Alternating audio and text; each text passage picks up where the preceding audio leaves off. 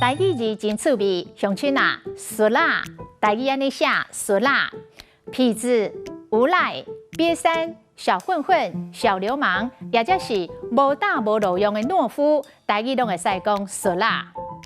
伊就是一个食软惊的、惊歹人、惊恶人的俗啦。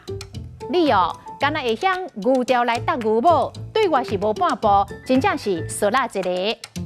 伊平时真红声，但是正经拄着代志，就走甲无看影。伫正人的眼中，就是一个俗啦，无怪互人看无目地。啊，这种人命关天的代志，应该毋是伊做的，伊就是一个俗啦，无迄个胆。台语教典讲，俗啦嘛有老啊、变神啊，也就是骗子的意思。